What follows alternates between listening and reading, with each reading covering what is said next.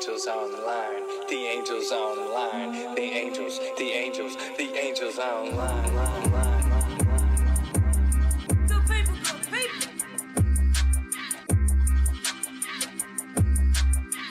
people, good people. Good people, good people.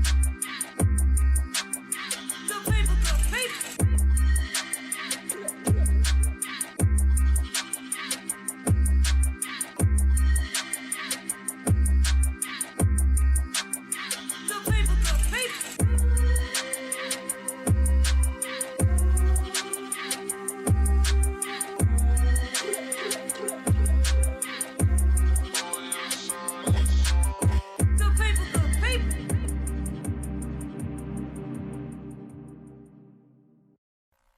Woo-wee! Good people, good people. What's going on, y'all? This Angel with the Angels Online. We are getting ready to start season 3. This episode right here, we're going to call it Juveniles. We're going to discuss juvenile detention. We're going to discuss being a juvenile. We're just going to have a lot of input from individual who's been in the, whether it be in the system, working with the system, whatever it may be. That's what we're talking about today. We're talking about juveniles. First of all, we're going to introduce everybody, of course, and we're going to start with the individuals that we have online. We are going to start with Chris. Chris, can you tell us who you are, where you from? Yeah, absolutely. Can you hear me all right? I think Justin might need to turn up your volume a little bit. Can't hear you real good. You're kind of low. Can you hear me better now? We'll turn you up. Don't worry. Go ahead, sir. Yeah, we good? Yes, sir. Okay, yeah, Chris Turner, student family liaison at Quincy Junior High School, entrepreneur, father, son of God, etc. Awesome sauce. Chris, how do you affiliate with this episode? Have you been in juvenile before? Were you just not in juvenile? Did you work for the system? What happened? Talk to me. So, yes and no. I did not end up in the juvenile justice system. That was a little later. I actually went when I was 18. But I do work with juveniles now, both in our public schools and affiliated with youth incarceration. Okay, perfect. Appreciate you. We're going to go with Lee. Miss Johnson, go ahead. Talk to us. Tell us about your experience within the juvenile system. Lee Johnson, can you hear me okay? I'm sorry. Yeah, Justin, can you raise him up a little bit, please? Go ahead. Lee Johnson, currently residing in the Texas area. I work for TJJB, which is a state facility for all boys at the time in Gainesville.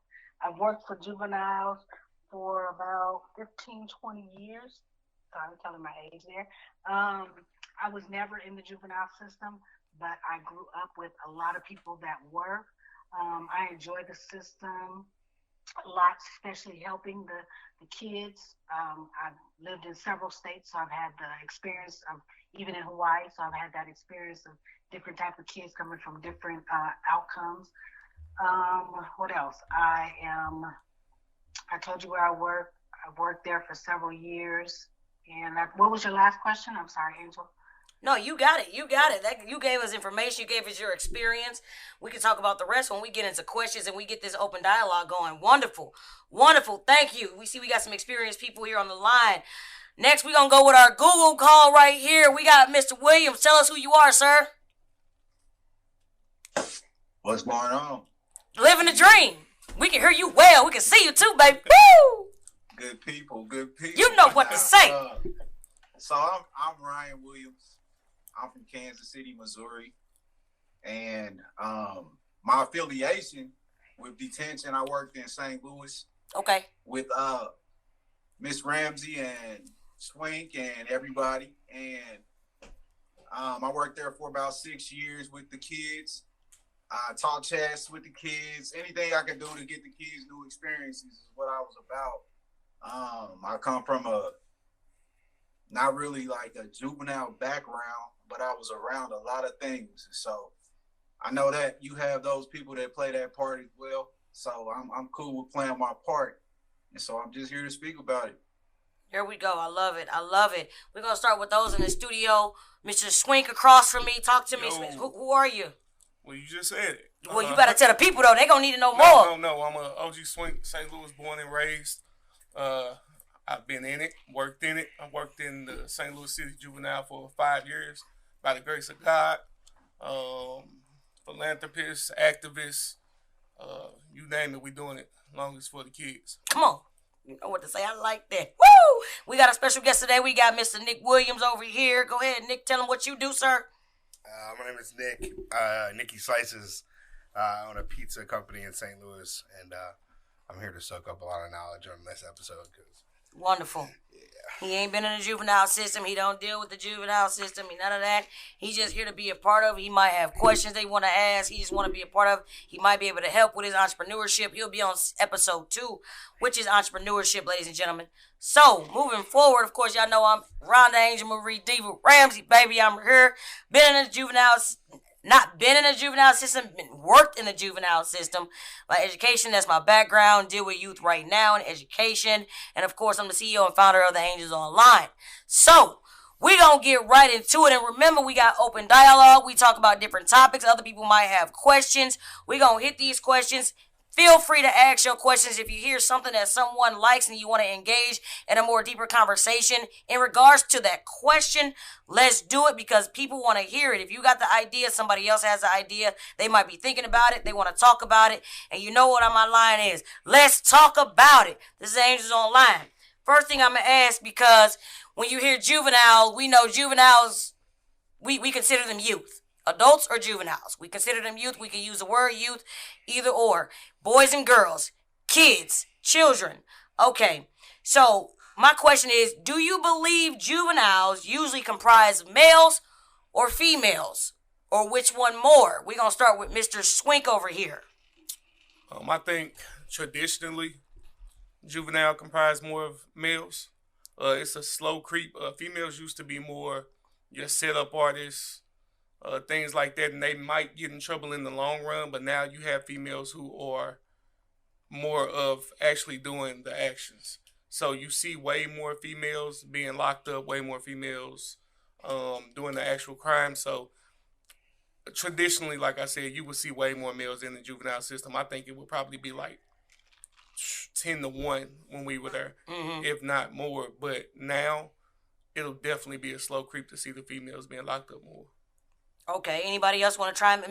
Ms. Johnson, you want to chime in on that? I want to agree with Mr. Swink.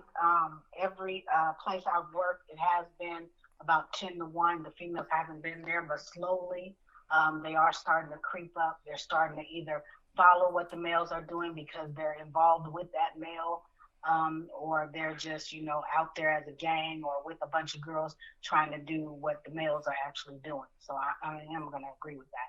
It has gotten, not as much, but it has gotten quite a few of them have been put into that setting.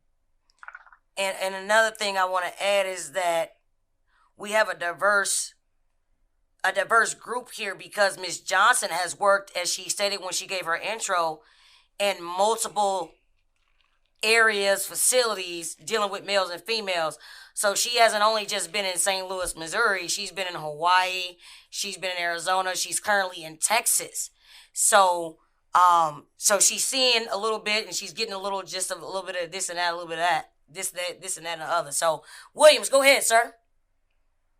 Well, I agree. Come on, okay. I agree. Good. It's definitely changing now. I mean, it's like a change in culture, where I don't know.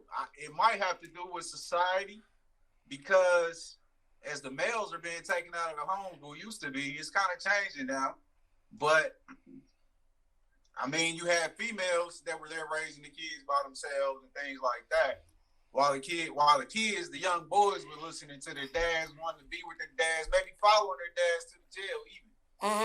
And so now, it's kind of a change in things where females are making money. And I mean, even kids, like young boys make money. They do make money. And even now the young girls are making money. So I don't know. They have a different view. It's like chase money, and maybe that's what's getting people into the situations that they are, putting them in jail. So I don't know. I see a change. It's changing too. I agree. I like that. And I agree. And just seeing it. And what I want to add is the circumstances of today play a huge part as well. Yeah. And also I think the ages, because you got grandmothers who are 40.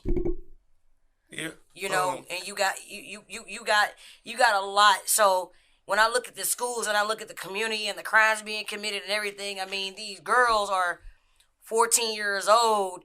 And don't get it twisted. Being in juvenile, for those that are listening, does not just mean that they committed this type of crime or that type of juvenile. I mean, they could be running from home. They could just be greatly disrespectful, doing the wrong things, not listening, runaways, trafficking. Some girls are interested in the trafficking game, getting this money. Which like people Mr. don't Williams, know, St. Louis is a huge place for big trafficking. big time. Like Mr. Williams just stated, you know, a lot of girls are like, shoot, I'm trying to get this money too. This ain't the 80s and 90s and stuff anymore. Right now, we looking at people who are trying to get paid, overcome their circumstances, and these parents, a lot of kids are falling behind their parents or what they're seeing, whether it's on social media or just in the streets outside, or what are they hearing other people saying. Everybody wants to fit in, right? So everybody want to be a part of something. So I think there are a lot of aspects to that question that we can say as to why the population of the females in juvenile or just in trouble is rising. Oh, can I piggyback off that a little bit? Don't forget about the stripes. They feel like they earn if they go there, you know? Yeah. With the young men, I see that, you know, if they feel like they get locked up, some of them might, you know, get locked up, you know, on some BS where they shouldn't really have been locked up. But the ones that's really chasing, they feel like it might be cool to be there. And so I can see that in females now too. Chasing after the guy, chasing after the man, or maybe even their father. That they, you know, want to date somebody like their father, and so they might get caught up in the car with somebody that's out here, and then that puts them in a situation too. So I think Chris, that's a lot of aspects. Yeah, I like that, Williams. Chris, go ahead, sir. You had something to say. Yeah. I want to piggyback off that a little bit, because it's 100% lack of communication, lack of connection. We all know we don't have bad kids. There's not a bad child, but we got misguided youth. And now with social media and everything that's going on in the world, you know, adults got to be adults. Adults got to be role models. We're talking about young people who don't have those. Young girls who can instantly make money off their body and media that pushes them towards that. Yeah, the rise in young women that are in the juvenile system is evident, but circumstances might be a little different.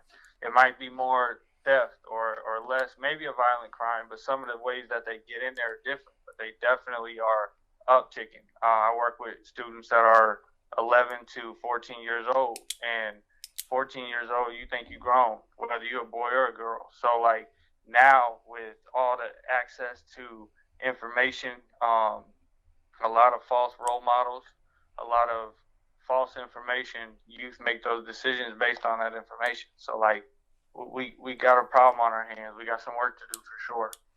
I love that. Go ahead, Swink. Yeah, Talk to me. Not to Mike Hogg. One of the things that popped up to me is a lot of different things that changed with the culture for us. Growing up, I think maybe females were meant to be more of a soft, polite type of person. The stigmatism on women. Yeah, sexuality. That where I'm gonna mix that in is you have a lot of females who say maybe identify as males or who feel more comfortable with males and they're riding with males. So they don't even look at themselves like they should be this soft or pretty type of person. I'm just as hard as you. Correct. So sometimes they have to go harder just to prove I'm just as hard as you. So I'm going to show you. Gender roles are different. Gender roles are totally different. So I mean, this may sound a certain type of way. You all know I don't care. It's a difference. I believe it's a difference in how hard a woman will go when she has a feeling towards something. Dudes are usually able to talk about stuff and let it go. Sometimes with a woman, it's like, no, you done it. I'm on you, and it's no giving up what I thought I was gonna do to you. Emotions are different. Emotions are different. So sometimes the situations being put in a woman's position is no letting go. So they're being pushed into more violent crimes. Maybe the way. I got one. Go ahead. So actually, Twink, what you said is right. My thing is, as females that are in that system, that's where we come in at. You know, our mandate or policy and procedures say in there somewhere along the line that we should be the role model.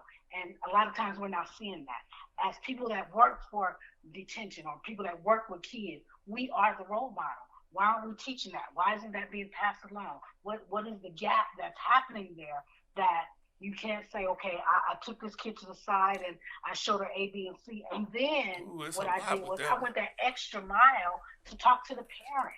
You know, we at the schools, we seeing these kids, we face to face with them, we working with them day in and day out, day in and day out, and none of this is really happening. At that point, we have to say something is wrong. Mm-hmm. You see what I'm saying? Something is wrong. You know, Can I piggyback? Because, go ahead. I was just gonna say you're absolutely right. You are absolutely right, and really, that gap is being filled by Instagram, TikTok. It's being filled by our media stars, our rappers, are now our female rappers. You know, everything we talk about is different. So like we got 14, 13, 12-year-old adolescent minds being molded by that, and no parental guidance for whatever reason. It might not be intentional. It might not be directly the parents just not being there, but everybody works. So like we got this whole idea of how we supposed to act and be, and truly in my situation, I can only speak to my spot. 92% of our city is white. So we don't have mirrors at all, except for social media. We got, a handful of brothers trying to do some things, but in the mind of the people in my community, they squares. So like we got to visit Harris Stowe State University. We got to see people and young people who were 5, 6 years older than us, but we could see ourselves in their shoes, and they were focused and they was driven, but they talk like us and they sound like us and they look like us. That's a mirror. We don't have those here, but the kids turn on their phone and they see somebody with a wad of money, whether it's a female or a male, and a gun. So I mean, that's the gap. That's what we got to figure out how to fight. They got to be more foot soldiers. You're right, absolutely. And it also and it's based on the community, like you said. I mean, we got more opportunity for community advocates, like a me and Swink. You know what I mean? You say you're in Quincy, Illinois, and you got 92% whites. That leaves how much percent for Black, Asian, Hispanic, whatever's in Quincy, Illinois. I'm not familiar with it. I've been there when I went to speak to Quincy Junior High School. But I want to go back to when Swink said they think they grown at 13, 14, 15, and it's their circumstances that make them feel that way and who they're around, like you guys said. The people that they're around, like parents and family members and everything, who they're around, who influence them, social media, everything. That's why they think they grown, because it's like, I'm grown because people feel like this why they grown, because you got 13 and 14-year-olds out there doing that, and they might have money, and they're like, well, shoot, how they get that? I want to get down with that. And then when you mention gender roles, a perfect example with that is, let's look at the WNBA. They wasn't making no money. Look how many NBA players are advocating for the WNBA, such as Kobe Bryant. Look how much money they're paying. Look how Las Vegas just got the first WNBA team to get the practice facility. Like, look at it's the gender roles are changing completely, and it depends on what the circumstances are for these kids, whether it's social media or whatnot. So whatever their circumstances are that make them feel a certain way as far as their gender role, man, I got to be harder. I got to do this. I got to do that. Man, I'm not this. I'm not that. But they're watching somebody. Somebody around them is doing it. Well, right. If they don't know, it's like our parents back in the day. I don't get mad at my mama for what, she only could give me what she knew. And that's where, so parents, and this the one that's a little more passionate for me, because every job I've done in the last 10 years has been dealing directly with children and parents. and I tell this all the time, parents are the worst thing happening to their children right now. I'll say it. Parents are the worst thing happening to your children right now. You can only be so much of a rider for your child. Your child can be wrong. Come on. Showing your child that I'm going to be with you through thick and thin cannot always be the best thing for them. Come on. Because your child can be a little terrorist. The terror in the classroom, in the streets, in the store. And for you to come and say, well, my baby this and my baby that, instead of saying, what did my baby do? Come on. And how can we fix it? They have to be present. And we talked about this all the time. When Come on, Williams. We would have 6 months with a kid, and we could do only so much. They have to go home. And back to the environment. They have to go home. Can we give examples from when we all worked in detention? Let's do it. Yeah, we don't. That's all we got. We got questions where we got a lot of examples that we could be given, because what he just stated was, and we always talked about this all the time, like we've all known each other for some years now.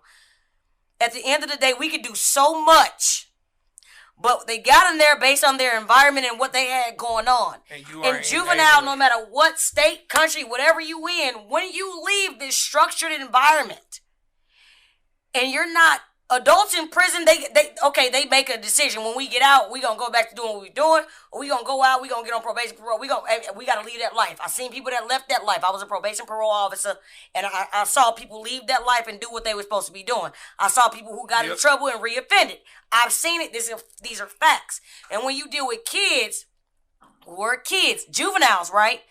They're not old enough to get an apartment. They're not old enough to live on their own. So they gotta go right back into the environment that put them in there. I mean, it's tricky. It's a tough subject. So the example that I have, come on, and we were all there, you know. Okay. And it was when I was working in missions one day, and we got a kid in, right? And y'all gonna remember what I'm talking about because y'all was on me real hard about it. But the kid got passed. However, he got passed and up to his room, and he still had something on him. Right? And so, you know, it was kind of skeptical, you know, because he didn't want to move out of his room. He didn't want to go anywhere. And so, you know, and then I worked, you know, we switched units, and they had a unit F, which was like a pretty bad unit. Confinement unit. Misunderstood. Not no more, but go ahead. And so the kid was up there for a while. He would come out of his room sometimes, you know. and when I finally was breaking through to the kid and got into the room, it was time for him to go and be examined by the doctor. And he didn't want to go. Okay. And so when he finally told me why he didn't want to go, I was kind of blown away, but I still had to do my job. Right. So I had to take him down to the doctor to be, you know, have an exam. Right. A physical. And when the doctor gave him a physical, the young boy had some marijuana on him. Right. While he was in jail. Okay? And so I asked him, I said, after he had the physical and everything, and you know, he was calling me a snitch and everything, but and even the staff, and that's why I say it's tricky, because it's like a switch you got to be able to turn on and off. You can't. I mean, there's a time and a place for everything. Come on. So I was like, why didn't you were in the room, why didn't you just flush? And this is my point. Why didn't you just flush what you had? You made it past everybody, and you still kept it on you, and you were in here.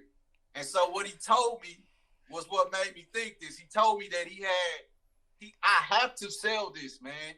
Do you understand that I got little brothers at home? And my brother, if I sell it, my brother's gonna hurt me. I mean, if I flushed it, my brother's gonna hurt me.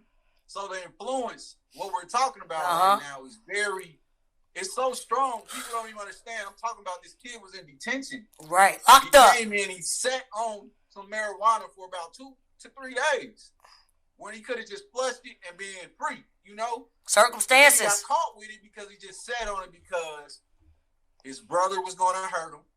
He felt like he had to take care of his little brothers and sisters. You know, ain't no telling where the parents was. I mean, brothers and sisters. So that was a pretty shocking. And I think it's funny because we could joke about it. Right. You know, Mr. Williams, you snitch.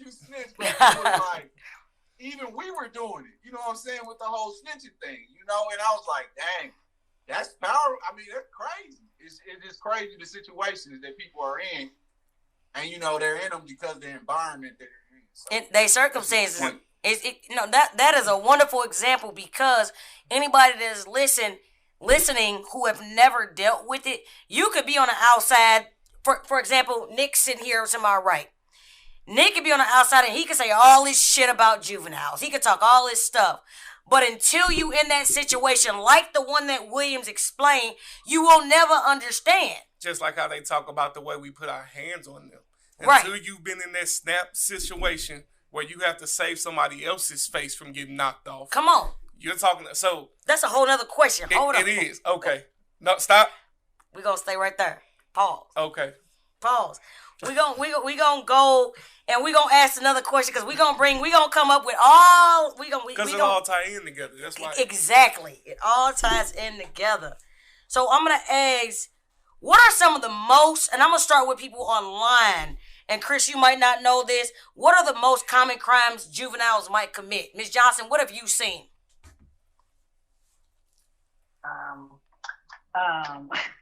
Just give me some of what you've seen.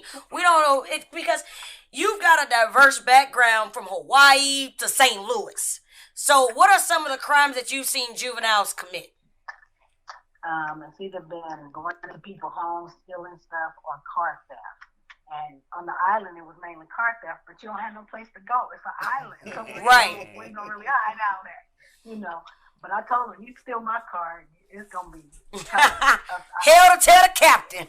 I think it goes by. I got insurance. I just went where I got insurance. But yeah, mainly, seriously, it was either going into people's homes trying to steal stuff they can sell, or car theft. You know, that was their main thing. They want to ride around in somebody else's car.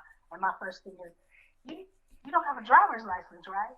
I know, but you know, they left the door open, they left it running. I thought that was opportunity, that type of thing. It's like, okay, your thinking is backwards. We're going to have to try to change that while you're here. Hey, Ms. Johnson. But that was, yes. In your years, and Mr. Williams too, Ms. Ramsey, in your years of being there, I equate what crimes are being committed the most with how many times they've been there and their age. Because you watch kids graduate from one crime to another. Right. Some of them come in, if they come in at about 10, tampering. We get 10. They tampering or stealing out of store. Right. Then they robbery. go into they go into somebody's house first. And then burglary. There goes robbery after that. It's armed robbery after that. Then they come in, they got a life on them. And then they got a murder. They done call. It's never changed since they've been in there, which means their circumstances probably never changed. They went back into that environment probably, and they was like, like William said, they was looking. He was trying to help their man. You don't know I gotta sell this because I got this.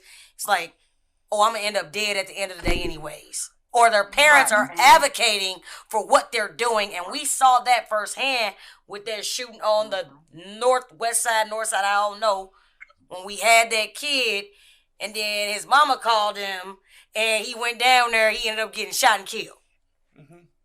I was gonna say, Swink, that actually, I was really surprised the first time I was with Dak.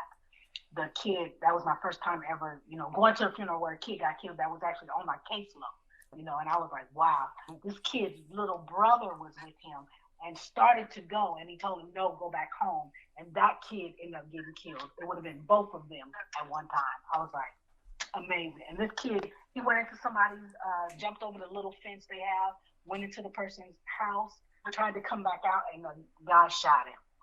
I was like, wow. What is, Ms. Johnson, you mentioned DAP. Our listeners don't know what that is. What does DAP mean? What does DAP stand for? Detention Alternative Program. Okay, so you were... go ahead.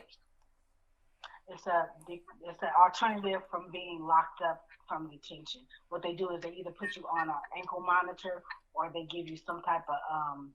program like ERC, which is the after-school program that you go to instead of being locked up. The judge is actually giving you the opportunity not to be locked up. And with these kids that were not locked up, you think they wouldn't do the crime. Well, in our mind, as adults, you would think they wouldn't do the crimes anyway. But these kids continued to do crimes and ended up being locked up again. So it was one of those things where the judge was actually just giving them the opportunity not to come to detention. I'm going to give you this chance so that you and your brother will not come to detention, where you're supposed to be the older one, which was like 14, and his brother was 10. So, and the mother was, I'm supposing she was trying to do the best she could, as Mr. Williams said, where she had a single mother, and we went out there a couple times to check on them and everything because they were both on electronic monitor, and they did well, during the summer, of course. In St. Louis, there weren't a lot of things to do, but we tried to program them as much as we could and get them to go places. But obviously that didn't work out because one of them ended up getting killed. So. Okay.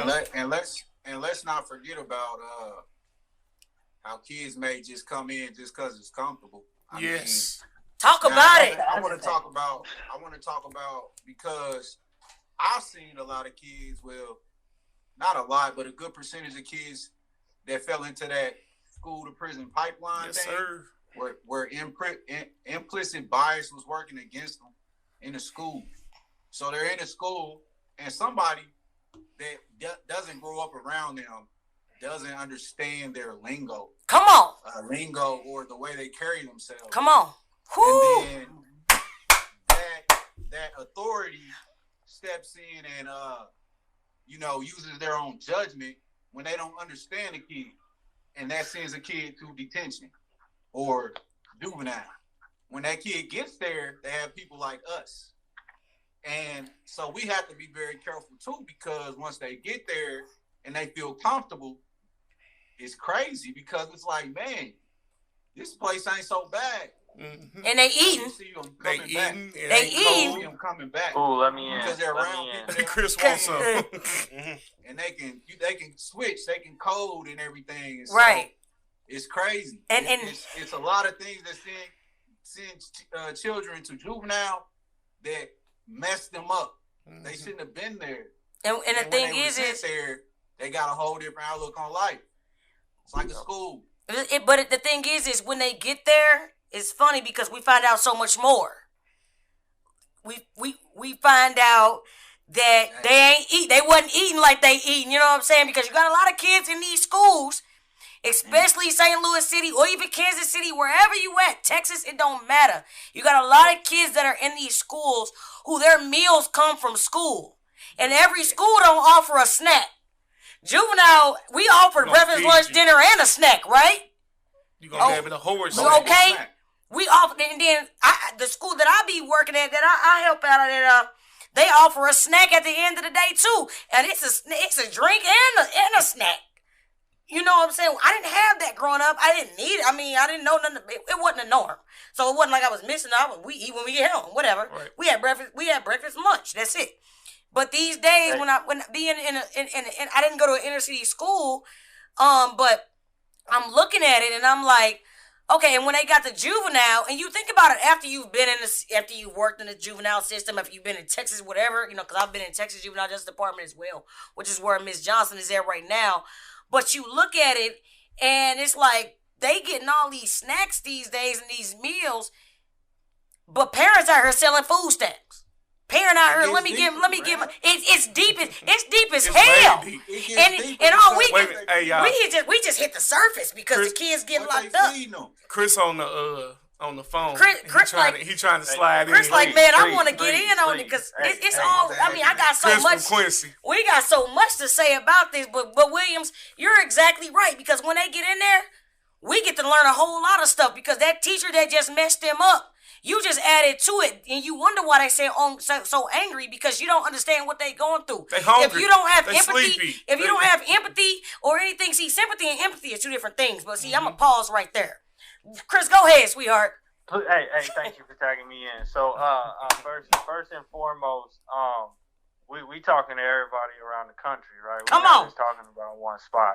So, like, the first thing that comes to mind when everybody's talking is yes. What's different for the students that grow up in poverty, that got that trauma, that do succeed? What's the difference? And part of it, to the parents' conversation, is accountability.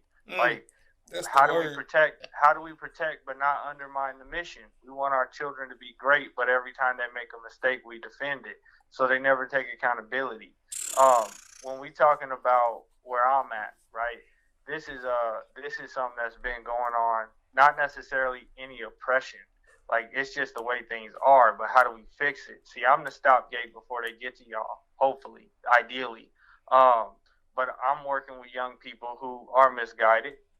And when you talk about implicit bias, when you talk about stereotype threats, when you talk about trauma-informed care, we're not there yet. And like you said, that pipeline to prison is a real thing. So we got kids, and everybody know this. I'm going to say this. Every child is a genius. But if you judge a fish by its ability to climb a tree, it will grow up thinking it's stupid. Mhm. So like, we got kids that got A's and B's and love school when they get there, but they got some shitty attitudes, and they don't change them. Their life skills not there. Their people skills, their social skills not there. We could talk about COVID, but that's a whole nother conversation for another day. But we got kids that been by themselves, run their own ship, and then they got to come to an institution and follow rules.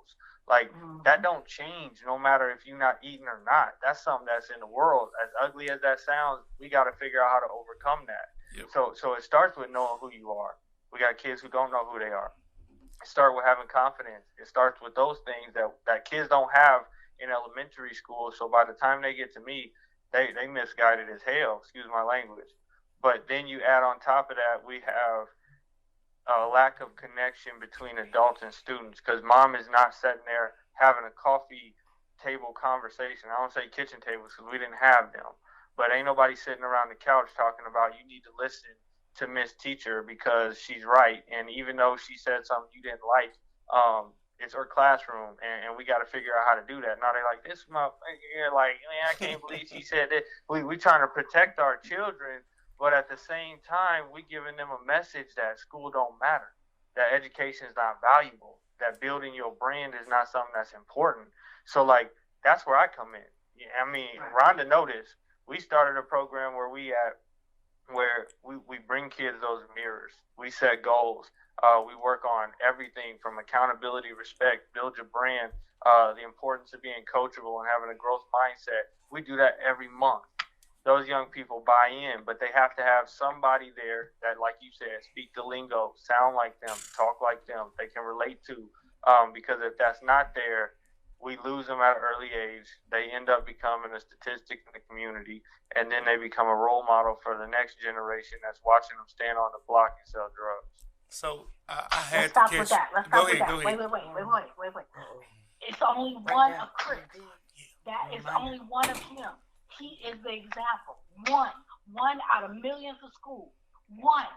You have one advocating for those kids. That is ridiculous. Come on. I'm telling you, that's ridiculous. That makes no sense that somebody else is not seeing that same picture for these kids. Why is that? Why is there somebody else saying, hey, you know what, that kid over there is not doing well. We can do A, B, and C with him. We can guide him this way. And even though we know he has to go back to the environment, we're going to give him the tools that he needs, him personally, because we cannot do the whole family. We're going to give him some tools that he needs to at least start getting. We're going to start checking up on him, making sure things are okay. Somebody needs to walk with that kid, or like Chris is saying, that kid is lost. He out on the block. I'll see you out there. That's all I'm saying. I'll see you out there. So That's it. to get on what you said, Ms. Johnson, I was actually thinking about this while he was talking. The people that are making decisions for the kids, those are the ones who don't relate with us. Who have They no don't relate with the kids. idea. They have no idea how to reach the kids, and they are shunning the people who want to help the kids, who have been to the places that the kids have been to. They won't let you close to them. I will say this. That's why it needs to be more of yourself, Mr. Williams, Miss Rhonda, more people opening those doors. And this is what I'm going to say. Doing down those barriers. Prison to school pipeline.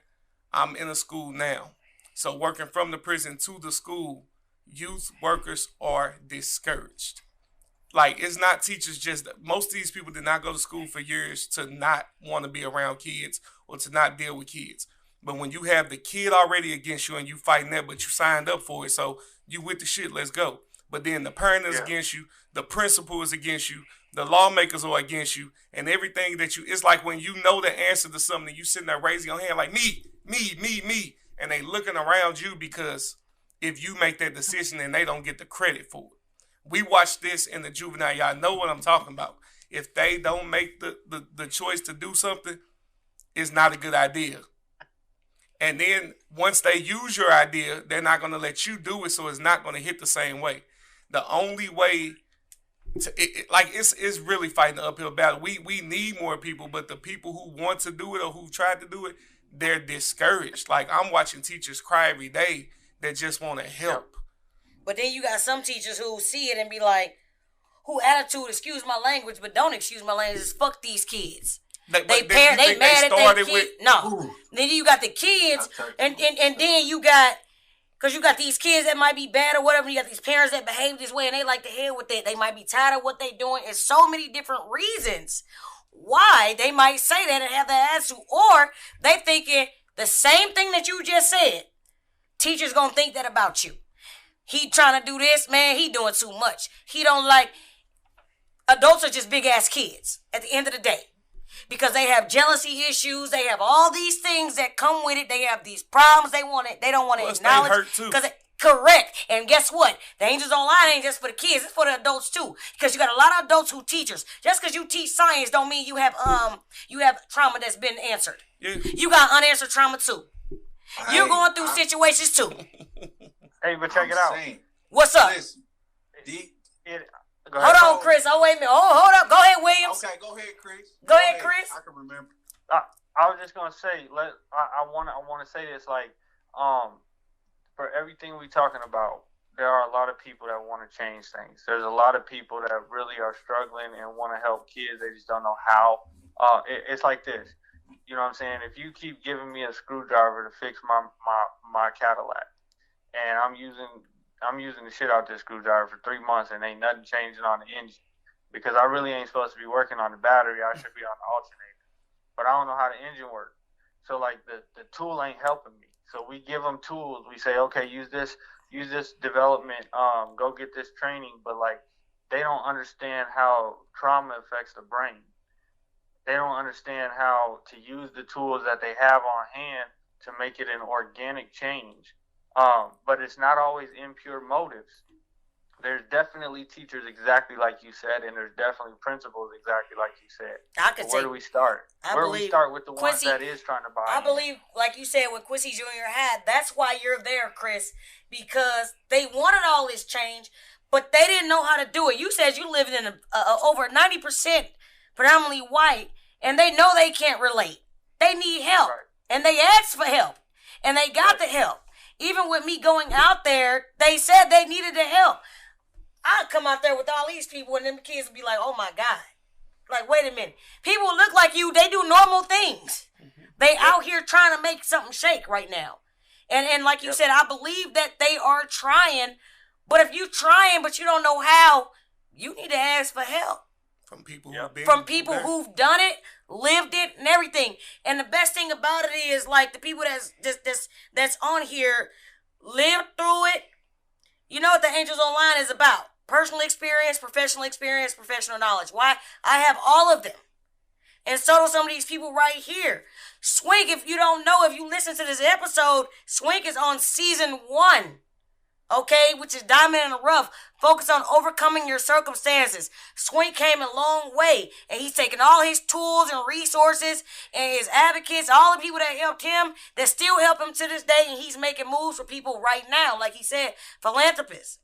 You know, so that's what we need to be thinking about. They're out here, and we know, Chris, like you said, that they're out here. Miss Williams said, all of us out here, we need more of us out here. You got some people who are just tired. They're tired. They tried, and they're just so tired.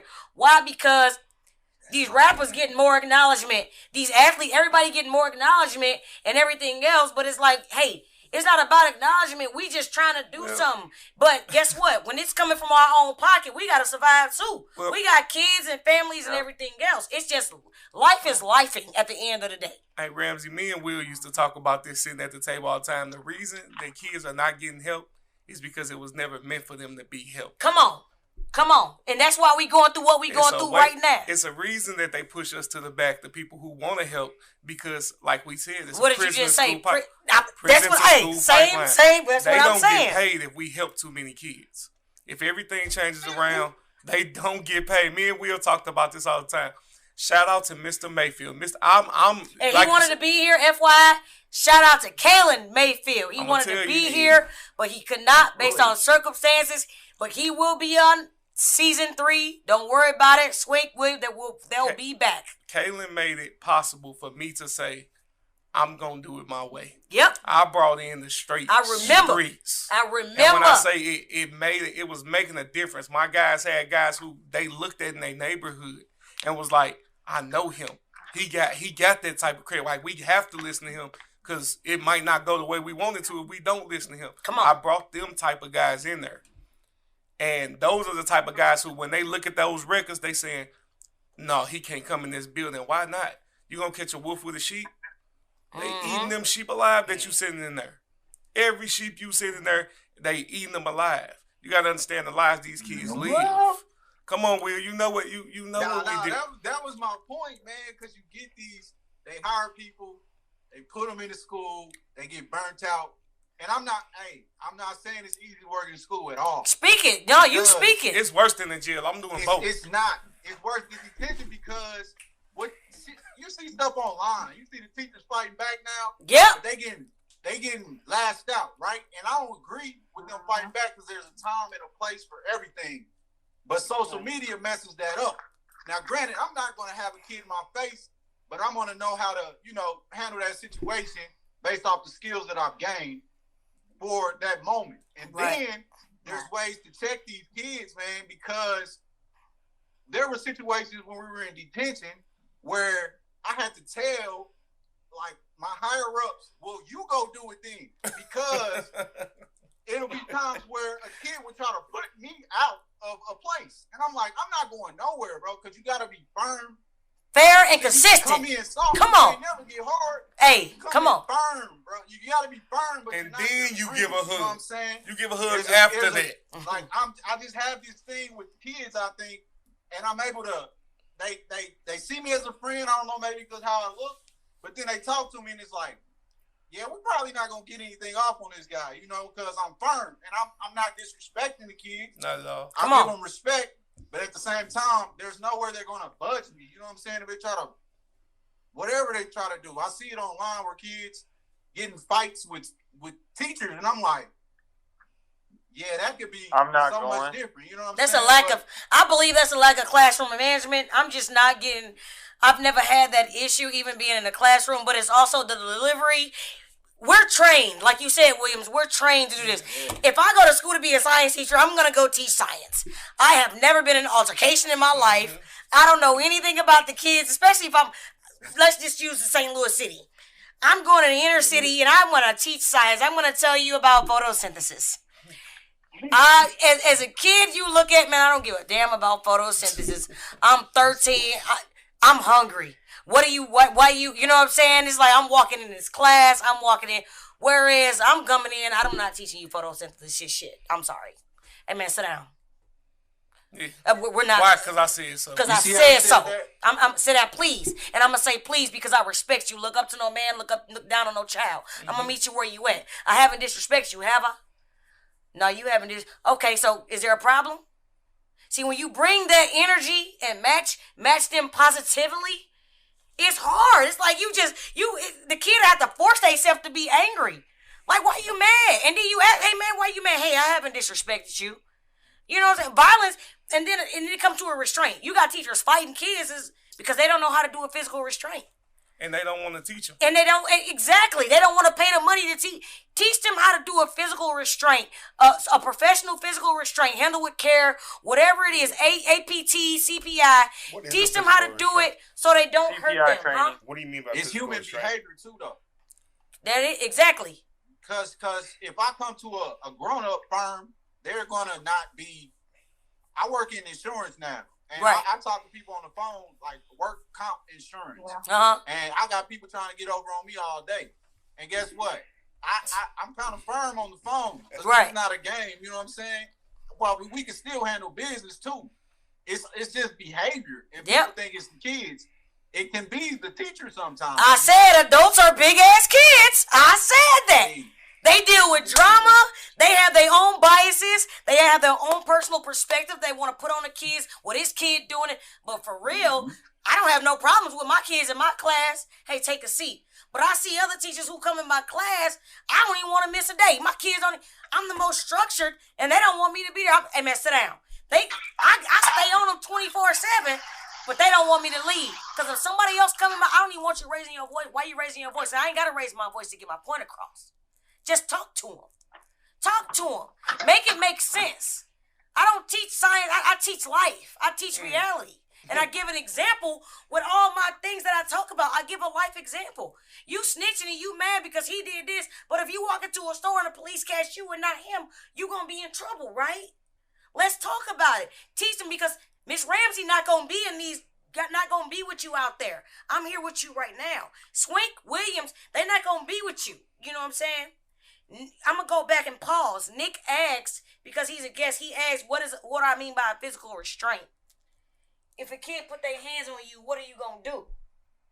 I don't know if you watch the news, you see kids fighting teachers. Yeah, I see all the videos on YouTube. A physical restraint, it comes with techniques that you have to use in order to demonstrate you're not using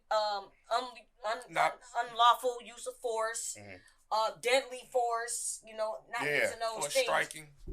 Yeah. So that's you still get your point across. You still get your point across when you do that, because when they realize, well, dang, okay, it might be one move that you use, which is legal and not going to, harm them like that. It's like, hey, man, just calm down. Yeah. You know what I'm saying? So it's physical force you might have to use like that, because it's going. We gotta go to the next question. This episode probably mess around be 2 episodes, because this is what we're dealing with right now. I want to move over to juvenile detention. What are some of the common problems associated with juvenile detention? And we can mean anything. Association with juvenile detention. Juvenile attention. Detention. I mean, it could have been either one. Right, so that's why you saying detention. Yeah. Common problems. What's the question? What are some of the common problems that you may have seen associated with juvenile detention? I don't mean to sound like but when we was there, we didn't. Okay, so being the last one to leave, the difference is we didn't see the same problems. One of the biggest problems now is the staffing. While they're trying to, like I said, you using sheep to catch wolves. Right. So when they're looking at the demographic, they're looking at these kids that went through trauma. Of course, you need people there to help them with their trauma, because that's 50% of the reason they're there. Mental health advocates. That's on here. You need them, but they're not directly dealing with the kids. Mm-hmm. So one of the biggest things that's going on in there is the kids not having any order. Well, to have some order, you can't use somebody who's trying to compromise. You have to have a person there who, like he said, is firm. It is what it is. And this is now, how can I help you learn how to do what I said that it is what it is? How can I help you learn how to deal with what you're going through? Because you can't go to your job when you leave. This is one I use a lot. We're failing them. You can't expect the kid to leave from wherever they're going and for the world to change for them because they are upset or they going through something. Mm-hmm. They have to learn how to cope with what they have. Mm-hmm. And we are not doing that. When you give a kid a treat to calm him down, you automatically showing him this is what you do to act a damn fool and get what you want. Like, I see you saying, come on, Will. Nah, because I went from detention to Department of Mental Health. Boom. And I learned a lot there, too. For example, if my kid falls out in the store, I mean, I don't want people, like, pointing at my kid and saying, oh, kid, because that's giving my kid that attention, just like that snack. They might be doing that just for the snack. And so what I would do is approach the parent, like, I know you probably ain't seen, you ain't seen something like this before, but could you go the other way while I handle my kid by not acknowledging that BS that they might be doing right now, but still coming back and addressing it, like, hey, don't do that in the store no more after it's over. So it's different ways to look at things, you know what I'm saying? And so things that I seen in detention, though, authority. I mean, just like if I get pulled over by the police, I understand you the police, but you not about to talk to me any kind of way. Yeah. Just because you have the power to do so. Just like the teachers and stuff too. Yep. I mean, you gotta give respect. You get respect. Yep. If you can't work in detention and go outside and go to the club, then you hurt. You doing something wrong. You should be able to work in detention and not be afraid to go outside and go to the club and see one of the kids, because they respect you. If you disrespect them in there, then you can't. You better stay in the house, on the outside, kind of. You know. So, it's all about respect, building relationships, and that's one thing building that I see. rapport. You know, authority being abused. That the food being fed, man. It's you remember we had that cook come in and started cooking it up. It changed behavior. Her name was Kay, wasn't it? Giving them slop. Shout out to her. You're gonna be mad too. Yeah. I understand it's not jail yet. You know what I'm saying? We still trying to make an effect here. So if we're feeding them good, you know, they know they're having a good meal. It changes behavior, believe it or not. And just what you put in your body. It changes a lot too. So there's a lot of things wrong in detention. I mean, there's a lot of things wrong everywhere. Yeah. So well, the laws make a lot of detention wrong too. Like I said, being the last one to leave, I saw some things that we have never seen. I saw staff being attacked on a regular basis. Man. I was hearing about it from Texas. You have a detention center where you're sending 18-year-olds. These are people who are living in the world as grown people. Get credit.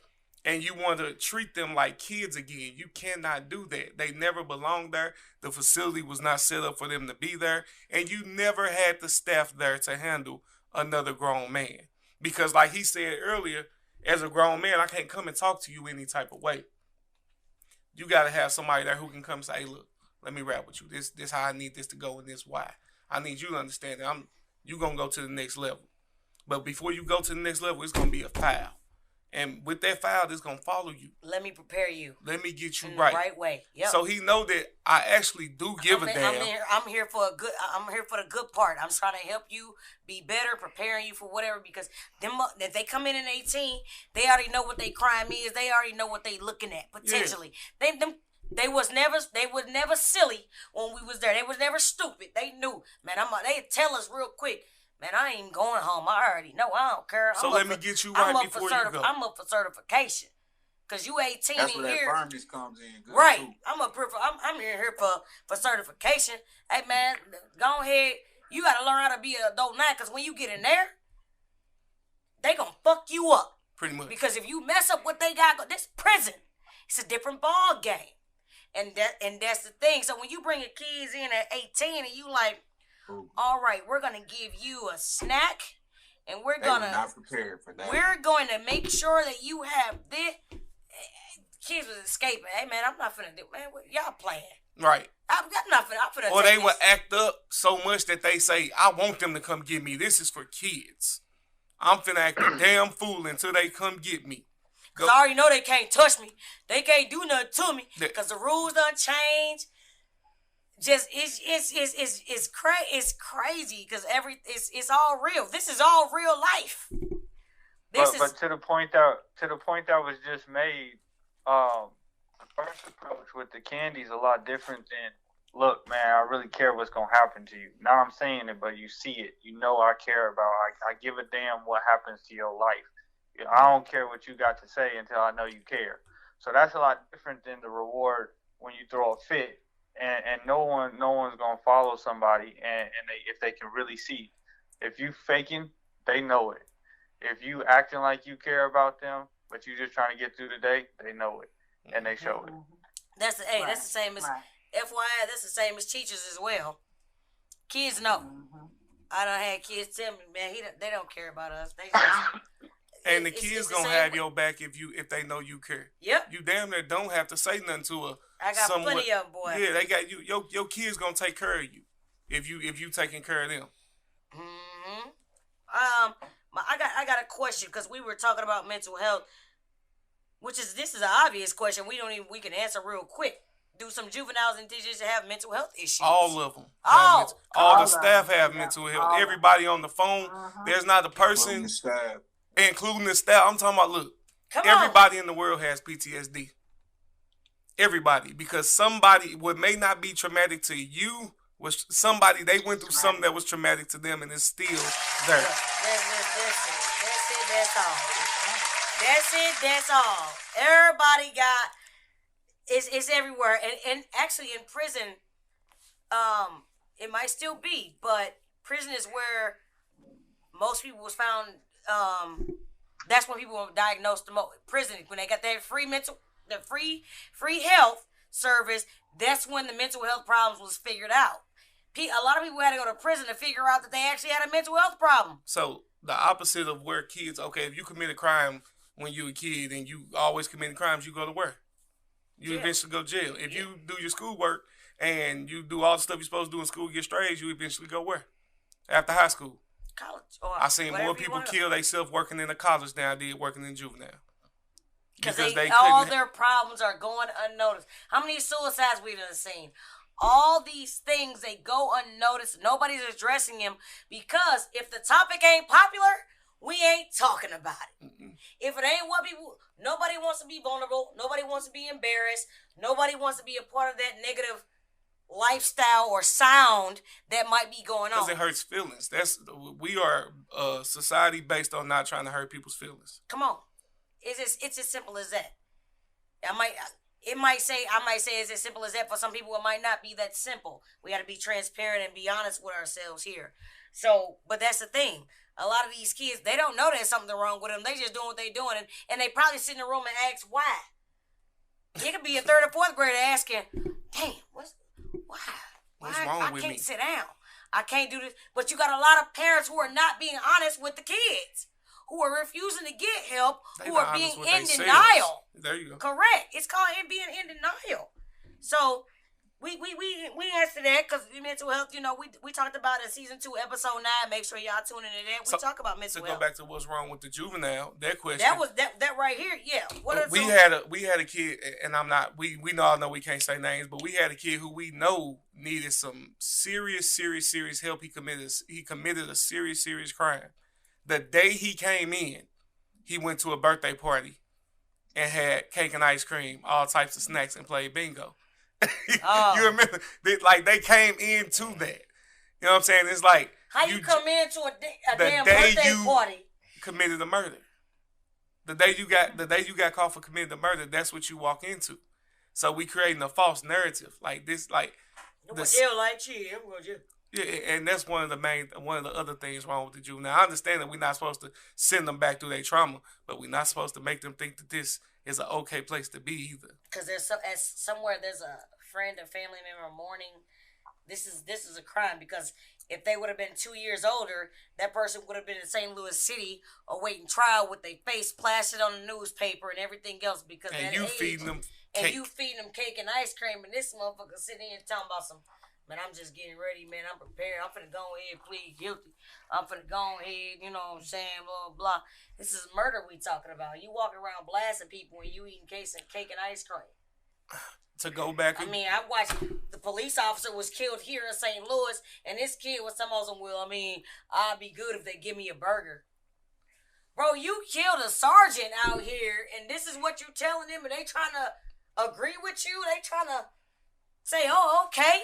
And not being able to relate with stuff like that. That might be the way that they deal with their children, but I don't think they understand the seriousness of some of the things that these kids are doing. I tried to create something to where the people in charge, leave it there, watched videos of the kids because all you gotta do is watch YouTube. All of them are in rap videos. They're going to tell you what they're doing and what's happening out there. All you gotta do is follow the train of who's dead, who's coming to jail. You will know everything. Or like when we had the gang sign thing up there, they had gangs from the 90s, and I'm telling them, like, bro, take this shit down. We look stupid. They don't even rock with each other. Like, we're not in tune with the actual people that we are there to service, which are the juveniles. We don't know what they're doing before they come. That's it. Man. Well, it's easy to, it's easy to give a treat to get somebody to stop doing something, man. Yeah, my dog stopped too. That's just human nature. It's easy. to give to make people stop doing stuff. So that's how I feel. And then they give say snacks to make the kids shut up. And they say, well, what would you do? Tell them no. Shit, it ain't that. Tell them no. Even though it's hard for you to say no, you gotta tell them no because that's what needs to be done. Hey. I mean, I do it with my kids all day. I mean, don't get me wrong. Sometimes I do give in. I mean, people are human, but it's like if I give them this snack so they can be quiet, yeah, they might be quiet, but they gonna be doing that stuff to get the snack. Okay. Exactly. Yeah, see, y'all, you would have to be there to understand how serious these snacks, really, right? Like, what they did with these snacks, you would have to be there. It's serious. It's birthday. They learned that. Serious. I remember when Miss Johnson came, because I took you around too when you first came, taking her around and her looking at the stuff that was going in there, she was stuck. Like, this some bullshit. Ain't no way that this is what we in here doing. I was in Texas and I never seen a birthday cake so extravagant. I said, what they say, they snacks. I said, oh my God, it's doing jail. But what are we teaching? Exactly. But again, juvenile systems are different because Texas is different than Illinois is different than St. Louis. Texas, you have the Texas Juvenile Justice Department. When they get to there, they're actually serving prison time. And if you got a determinate sentence offender, these kids got to be out the day before their 19th birthday. They got to go back to court and the judge say, okay, you either finna go to Huntsville, you going wherever you going, and that's it. That's all. I mean, it's different. Here it's like you got juvenile detention, and then you take your ass to the city or county because you were waiting trial or you waiting to go. Out there, they got juvenile detention. If your crime big enough, you done enough, your ass finna go to the Texas Juvenile Justice Department, and they gonna wait till you go to prison, or you gonna, you got to go to this COG program or violent offender program or what it's.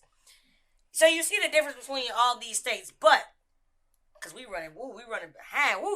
I got a question, but I like to keep this going because a lot of our entrepreneur episodes are gonna be right here.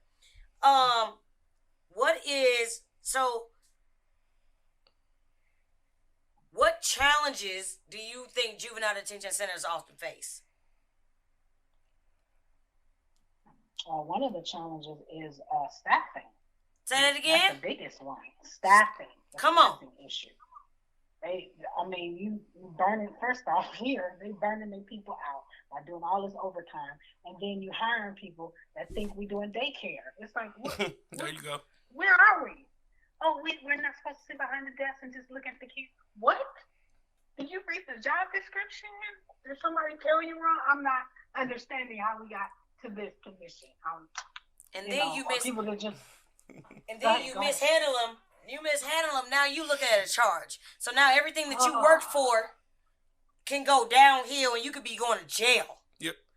But that's how it is out there in Texas. So when you hear, you mess around and lose your job, which is AKA your livelihood, right? Mm-hmm. Now you on the what is it when they report you? No hire. I don't know.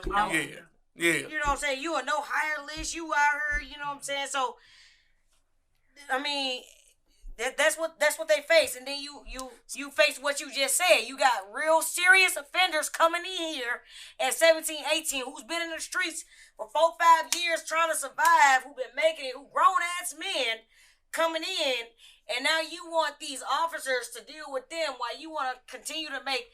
Well, we gonna move it up to 18. Like we gonna change their life or something. They 18. At 18, I know what I was doing. At 18, I know. 18, life gotta life you. Okay. At 18, I was trying to get my credit established. I was lifting weights. I'm working out. That's how these people are thinking. I'm in the middle. I got a full-time job. I got 2 kids at 18.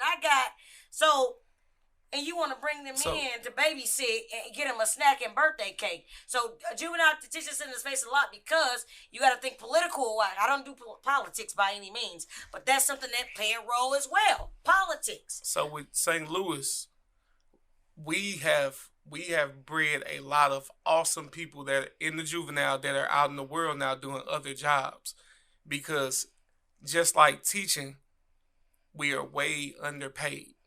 So that's why it's a horrible way of losing people. But we have so many workers that were qualified enough that left because they like, dude, I can't do this and have a family. Mm-hmm. Mr. Williams being one. There you go. Mr. Williams was awesome. Great. But now they're giving the money that makes sense, but you've lost all your workers. And with your laws change, it's like, well, I can't even come back in and work the way I know how. So I'm not gonna come. I'm not coming back to get my ass whooped. Y'all, y'all gonna walk me. Y'all gonna walk me out before I get my ass whooped. I'm gonna win. Come on. So we're not gonna do that. And you stuck with what you have left. So you pretty much now you're paying people that, like she said, that are babysitters. Yep. And they getting their ass whooped. Yep. And like, we don't have to say it. It's on the news. So we ain't putting it out there. The news put it out there. It's real life to have so many escapes in St. Louis. Escapes, beats, just staff getting beat up, they do it on third shift staff getting hurt and injured and everything. Just blatant disrespect. But you got people that make the decisions and decisions who ain't never stepped foot in these neighborhoods, ain't never lived in these houses, and never done nothing. Make it just like we've gotta help them out. We've gotta pretend it like they care. But I'm just here. Let's talk about it. I don't care. It's real life. Ain't never lived here, and y'all making all the decisions. But the ones that y'all had, the heavy hitters with all them escapes weren't happening. That's what happens. So that it is what it is. So I don't care. So anywho, this is my show. Even a baby will get over on you if you let them. Come on. You ain't their friend. That's the problem. You can't. I mean, it's a catch-22. Where you stand on it. That's all I'm gonna say. Because even a baby will get over on you. I think with us, so me and Mr. Williams is part of the Crash Crew. The Crash Crew is loved. Like, they loved us. That would be Mr. Calloway, Mr. White, Mr. Johnson, Mr. Williams, and myself. Boom. We were very much loved. But our supervisor had a phrase, and he said, I got some young boys that like to get down. But on the other side of that, those same young boys was the boys who went in and talked to the kids. We was the same ones who would take them to the gym if they was one of the kids who were over aggressive, and we gonna take them and we gonna have them one-on-one men conversations that they never had. So when someone who's higher up sees a kid, they could be throwing chairs, and one of us will come in and say, man, sit your ass down. What are you doing, dog? Mm-hmm. And they like, how are you able to do that? It's because you can't do what I do. Let me do what I do and get out of my way, dog. Mm-hmm. But they can't because they didn't make the decision for you to be able to do that. And that's really how everything with kids is being ran. Respect thing. It's a respect thing. It's a fear thing. People can sense fear. I know when people scared of me. I mean, I work in corporate now. My hair alone is just it's silly. I'll get on the elevator and I can sense fear. I mean, it's people. So it's crazy. It's terrible. And that's the worst thing. Like, it's crazy because I go to work and it's like you could tell when somebody just sense either whether it's a fear in you or just a jealousy or just like a question in their mind, like, what's she doing? Where's she going? She leaving early. Where's she going? It ain't none of your damn business, but they could have went to school. People so worried about what everybody else is doing. It's disgusting. Well, because they may have this is one of the problems I run into. They may have went to school so long that school taught them a way to do something.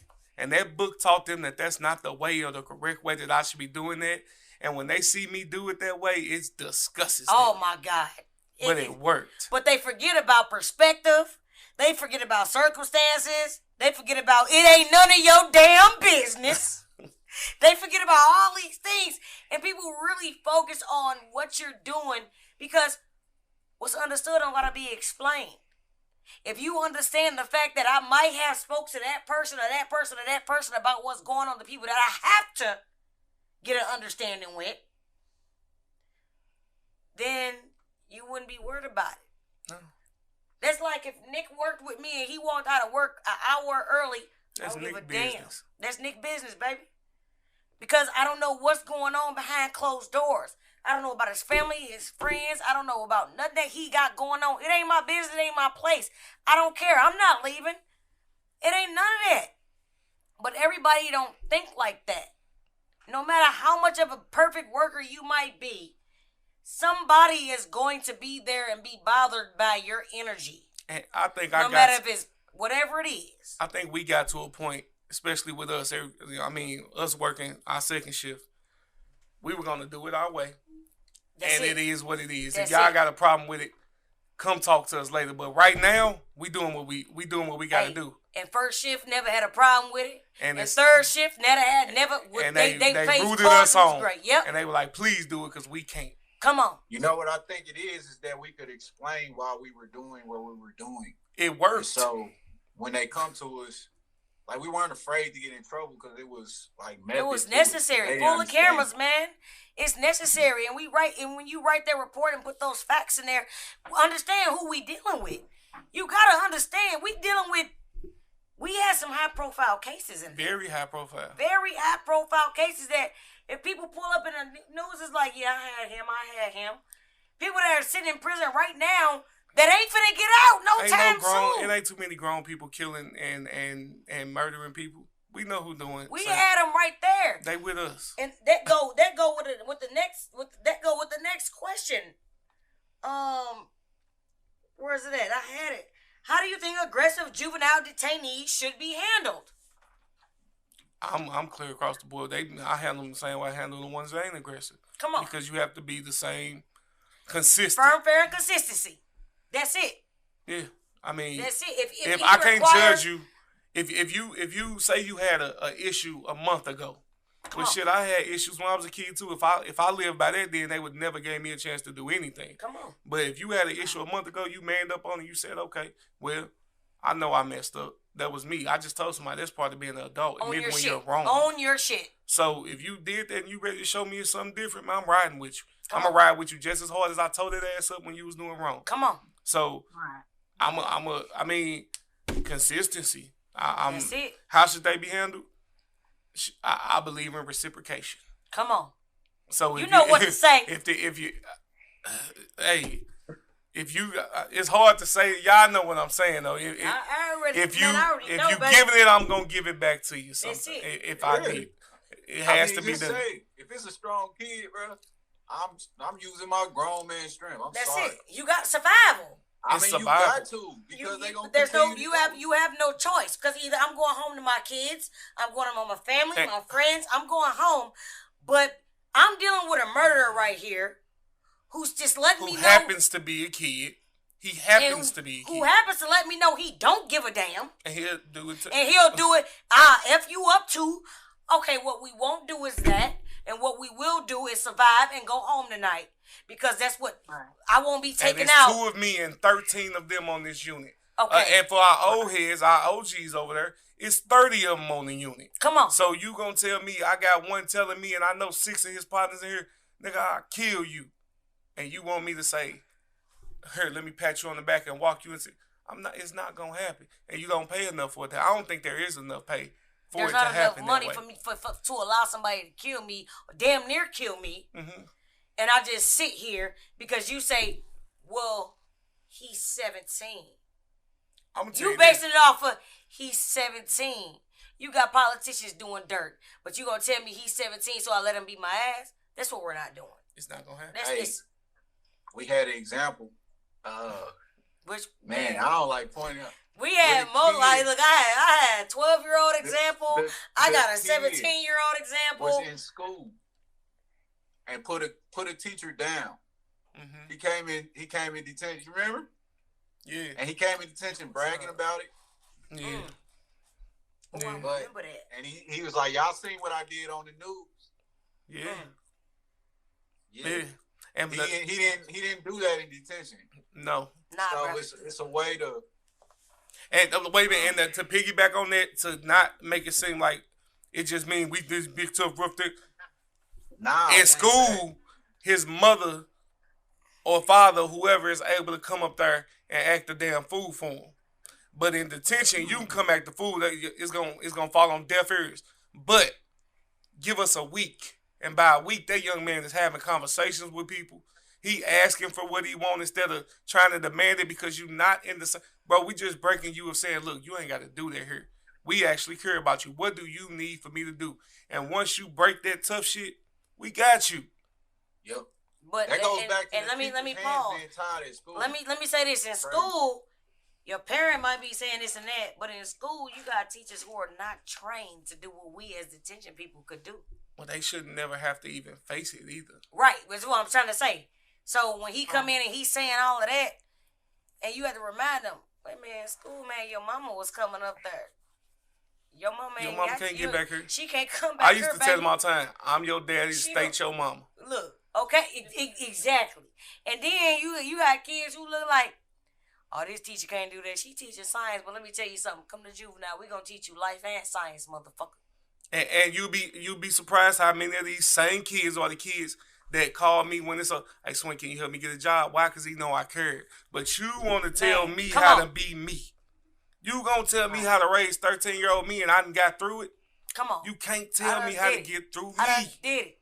You can't tell me how to run a classroom, baby, when I know how to run I can't tell you how to teach science. Horrific juvenile. We done ran and held down the most horrific juveniles that are literally sitting in prison right now from St. Louis. And you gonna tell me how to handle a 5th grade, a 3rd, 6th grade I wanna ask Chris. Chris just had to go off because he gonna do the entrepreneur episode. His stuff was not charged. With him being from Quincy, I really want to know how he felt. What was you gonna ask Chris? I was gonna ask him the response that he gets when he sees the kids like outside of work, because when I was living in St. Louis still, I mean, it's good to have fear, but at the same time, I see a kid and I wouldn't be, show anything. And the first thing they say to me is, "Hey, Mr. Williams, I'm doing this, I'm doing that." Yep. And that was one of the best things about working at detention. Yep. It wasn't like it was talking about the good things that they were doing. Like, I'm doing this now, and it wasn't never about any street things. Because they knew you cared. They knew I never came off to them as like street, like they want to brag to me about feeling or anything. It was always like, well, I'm doing this. I'm trying to get this. They want to let you know that they doing good. They want you to be proud of them because they looking for those affirmations. They looking for that clarity, that validity. They looking for that. I've had it. I think I'm telling you, all of us had a different approach in their respect. Even with Miss Johnson, we had a different approach, and you gotta respect where everybody come. I had to learn that. And like Will, he never tried to tell them that he was street or none of this or that. And I would be somewhat of the opposite. And I'd tell them, I ain't got to tell you nothing, call you people. When you know my name, go call them, ask them who. I tell all the time, call them, ask them who I am. Yeah, you would. And then they'll call back, oh, no, he 100. So we can tell them in a minute. Hey, man, call him. I'm 100. My name Gold out here. Call him. You would come in there and you was policy, procedure, rules. You going to follow them. And if you don't, I got you. If you do, I'm going to show you love. You know what I'm saying? So everybody had that way, and you got to respect because everybody's a piece of the puzzle. But at the end of the day, we all had that street in us. And if you touch Swink, I'm coming. Me and Ramsey did not. We me, would argue in every last one of the men coming. And we would argue in the same minute that we flipping you. You couldn't say nothing about my boys is what you still can't say nothing about my boys. These men, you say something about me, these men riding, they coming, I ain't gotta say nothing. They walking through that. But it didn't teach them that we was trying to be tough. It taught them how to take care of theirs. Yep. Respect women. Right. And that was a big thing. Respect women. You don't talk to women like that because I didn't come in disrespect. But we also we forgetting about the females. A lot of the females we taught to respect themselves. Yep, because when the females will have more problems with women, I didn't have too much problems with women, with the girls, because they just, you know what I'm saying, because I came the way I came. But sometimes I would tell them, you know what, they would ask about boys, and I'd be like, you know what, they would love to talk to Swink. And they would sit and talk to Swink, and Swink would be working with me for a shift. Because I could play cards, I could do all of that, but these girls are women looking into boys and everything else. And Swink would teach them how to respect themselves, tell them how to do all of that. I could tell them all of that. But Swink's a man, and they looking for a man in their life. They don't have a father. They looking for a boyfriend. Somebody was trafficked. You know, we had a couple girl that was trafficked and everything else, more than a couple. But, and speaking in a sense right now, but if Swink could come, if Williams come work on the unit, sit down, we play some cards, we do all of that. They have to realize that we are just human beings, But there is a respect and there is a love out here in the common world. What they're looking at, what they've seen, what they've been exposed to is not the only thing there. We are here. Mm-hmm. And that's why right now to this day we successful at what we do because it comes natural. We don't make money off being who we are doing that. No. We pay out of our own pocket. We're not millionaires yet. And if you were wondering, the girls got treated the same as the boys. Exact same. I mean, if they got out of line, and this goes back to, I'm sorry, I don't remember your name, but you were asking about the technique and everything. Nick. Nick, yeah.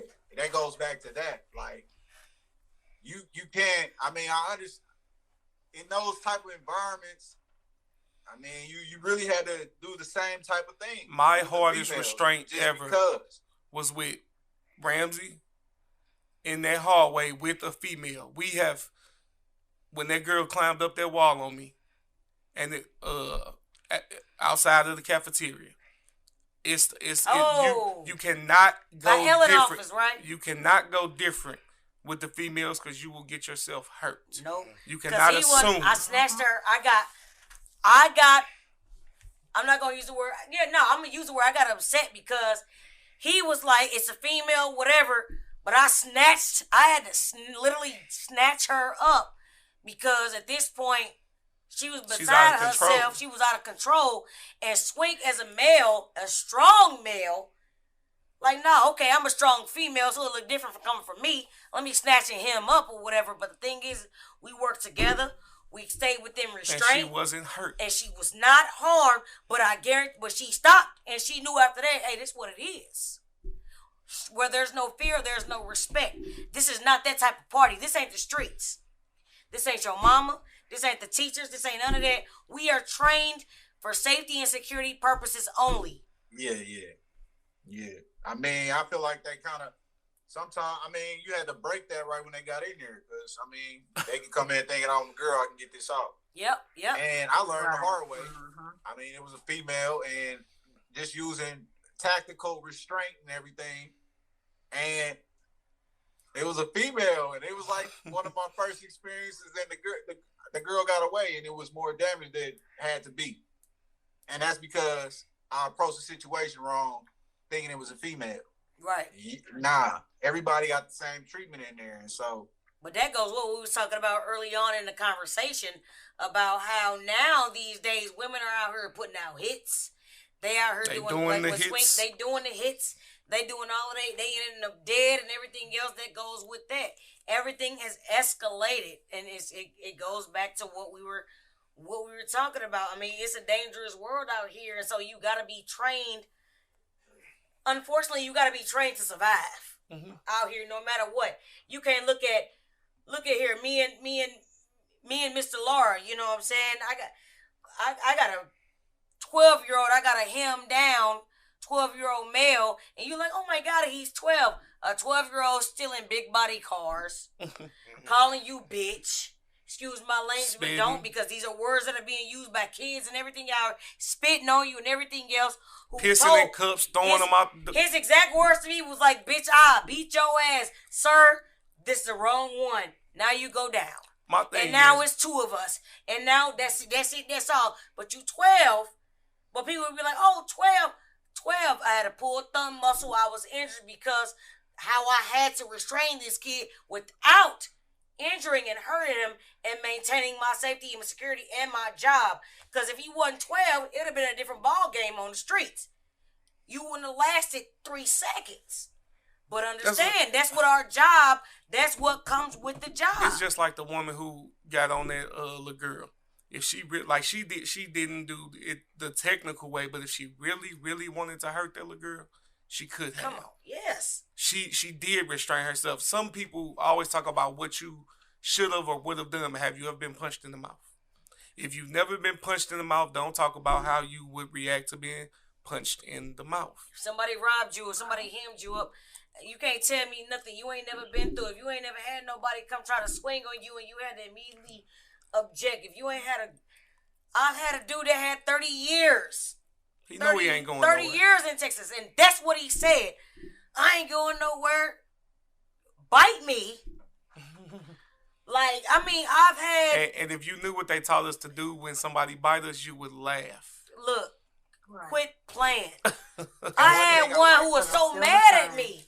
Who, I mean, dude body was 6-pack, arms skinny as it was. Looked like One just... thing I liked about detention though was that the de-escalation after. Yes, sir. Like Yep. we talk about this, Talk we talk to about this, and I know Mhm. it. Like we're not bragging, and I'm talking about Nah. y'all too. I know y'all not bragging, but it can come off as, If you don't we understand did these it. things, we did these things, Yep. trying to be tough. But after it was all said and done, These like same we kids, would go in and like into the room with the kid, or give him his space and he needed it, but we were still sitting down and talking to him about how things Right. could have went different. Mhm. Making a plan for next time, coming up with some type of Yes, sir. something to help you not get to that point. It was never just, Right. put a kid down. So I don't want anybody to be confused about right? that. Don't It's be always confused. professional in the end of the Because day. all the kids that But all one we're saying is that you have to be firm. that one Yes. incident, after that one incident, didn't have a problem again. That same little 12-year-old, Miss Ramsey, I apologize. Hey man, I ain't mad at you and I Everybody don't have hate a you, moment. baby. Give him a hug and keep it pushing. We still here. Never had a problem again. The same girls who was playing skip-bo with. And Uno. Same ones. We got to the point of respect to where kids knew I am who I am and I'm going to do what I do. But I ain't doing it while they here. I got love for them. I don't even want them to have to put that. And not out of fear. It was out of, them my dogs. I'm Somebody not. actually care about me. Yeah, he cared. Somebody actually trying to help me. Somebody actually trying to do something for me because a lot of kids don't have nothing. I love working in juvenile because I love seeing the stories and getting their perspective and getting my own personal life and opinions out. I wanted to actually see real life, and that's what a lot of people don't get to see. They don't get to see real life. They can make all these judgments out here about these kids doing all these things, but until they look at a kid just trying to make a phone call who can't get a phone call through, until they can get a kid who got a birthday and don't nobody show up for their birthday, until you can get like all or a these... kid that got the support, a kid that's sitting in jail, even though they made the decision they made, they calling on Christmas. And they hearing their whole family in the background. We love you. We love and they you. crying. Until you hugged him at the end of his phone call, kiss my ass. It's like, real I'm life. going to do what I do. It's real life. You see these kids getting popcorn on a Friday and pizza, and they like, we going to play spades with Miss Ramsey and Mr. Swink, or Mr. Williams, or Mr. Overton. We going to play cards. They just looking to play spades. The things that they couldn't get on the outside, which is regular life, they're getting now. So no matter how much they had to get hemmed up, they learn from getting hemmed up. Like, dang, everybody not against me, because they got hemmed up because a lot of times they feel like everybody's against them because that's how they get in there. They back us against the wall. Williams gave an example earlier about a kid who was like, my brother said, I got to sit this. My little brother's got to sleep. We had kids coming there and saying, man, we came in here because this going to be our only meal. We don't want to leave yet. We had a kid, I'm going to say his name because he's deceased now. Ian Coleman, he was killed 15 years old, but he was 14 when he got out. And he didn't even want to leave, and he cried because he had to leave with his daddy. But he told me and another person, he said, I'm going to stay here with y'all. He didn't want to leave because he couldn't go home with his mama. That boy was actually shot by his friends when they had a gun and killed at the age of 15. He probably still was 15 years old, few years before, 3-4 years ago. But to see and watch these kids in your face, the amount of kids at our conversations have that interact about, hey, you see this kid, Swink sent a news article, Williams said, I sent a news article, Williams or whatever. That's how it will go through the whole group. Dang, he did. DeMonte Young, Ian Coleman, this kid, Isaiah, going to prison for murder. Like, when you see that and get accustomed to that, that's crazy. So, I'm not afraid because I'm big on, especially black men using therapy. I had to go. I asked them to send me because I came in 2013. By the time 2018 came, when I left the first time before I came back, I had 25 deaths. I could count them because we used to keep track. Yeah. I had 25 deaths, only 2 that wasn't by a gun. With that being said, I'm averaging 5 a year. So I don't even go any season of the year, winter, summer, spring, fall, without somebody that you've told me to create a relationship with dying. So for me to come in there and every 3 months I have to deal with a death of somebody, that's trauma. So you putting your people in there, you doing this, and you're not taking care of their trauma. You just telling them to come to work, clock in, and take care of people. Yep. Right. But you're not taking care of their trauma. Some of these kids we get close to, and we don't have a choice. We at work more than we at home. So we're going to get close to them. You could say don't develop a relationship with you. How do you do that? How do you do that in close quarters where you say, play games with them, sit in there while they doing their phone calls? If you sitting there on the phone call and this little boy telling his little brothers crying and doing, you can't not. Come on, man. We people. Come on, man. It's not gonna happen. You're humans. And you know where you come from. If you don't forget where you come from, you know. I grew up in the Blue Myers growing up, in the straight hood, hearing gunshots, recipe, stop sign. How you going, if I know what it did for me, that's like simple things in life. If I know what my experiences did for me, I'm going to try to give these kids these positive experiences. Even though I went to school in the county, it's like, well, shoot, the fun things that I remember at the age of 36, the fun things that I remember, these kids might remember. Let me get them something fun. Let me get them something to look forward to. You want to pass that positivity off. How you going to say, oh, don't get comfortable, don't get it. Then how the hell we expect them to make a change?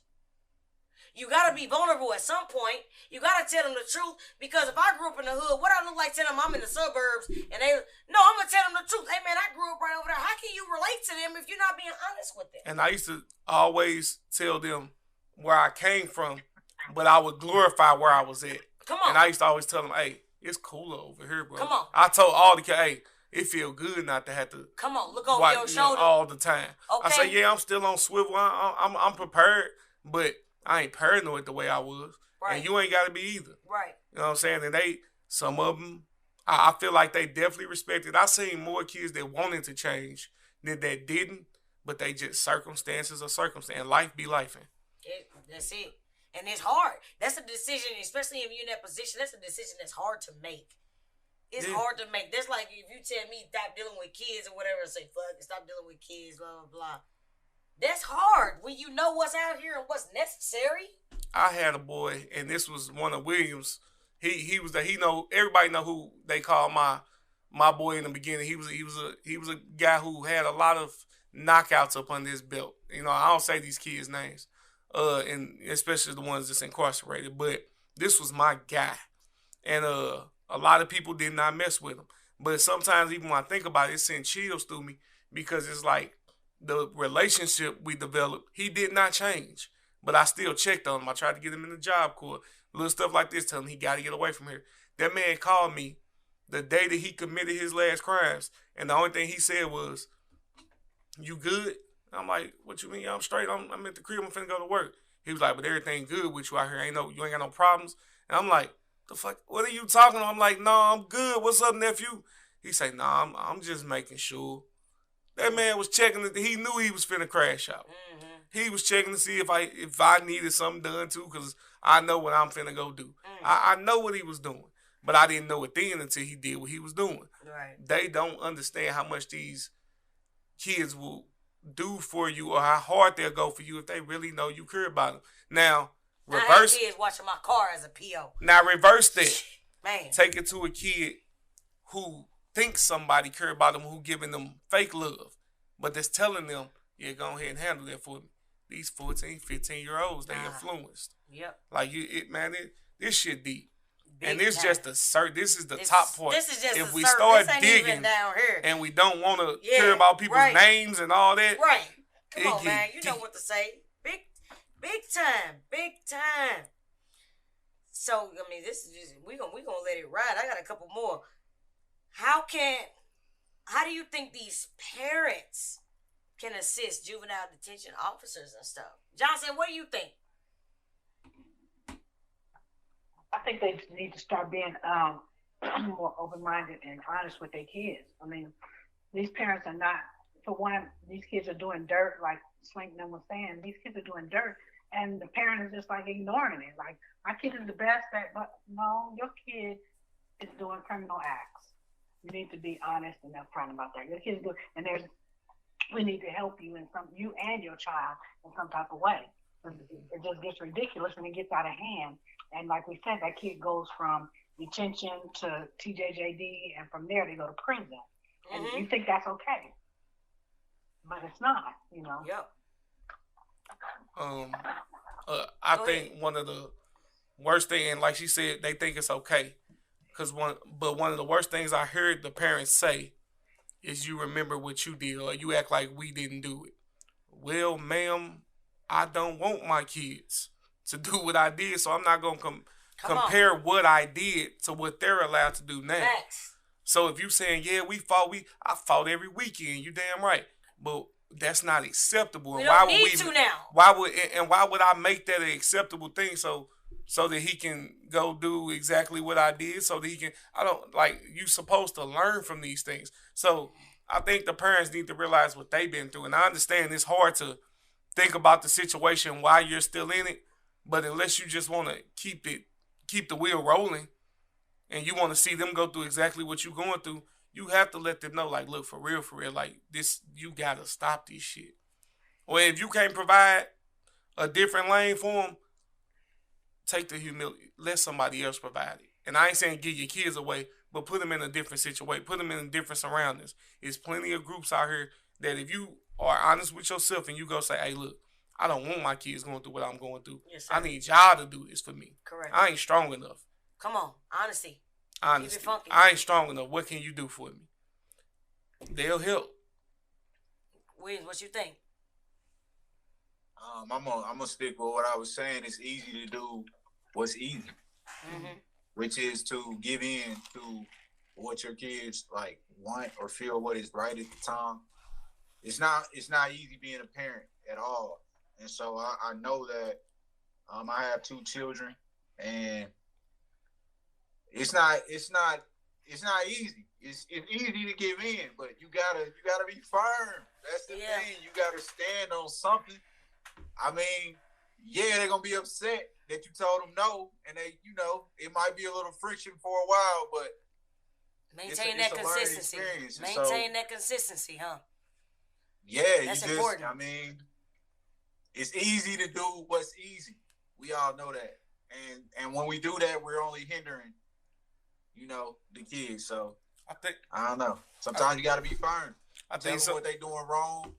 Check the parents that and then that's another thing. There you go. That's what I was gonna say when we were talking about the schools. Like, if I was in a school with the teacher or detention, I would tell the staff, hey, yep, you wrong, bro. Staff, we have to be like, bro, you was wrong. You know what I'm saying? Like that. I mean, they gotta hear it too.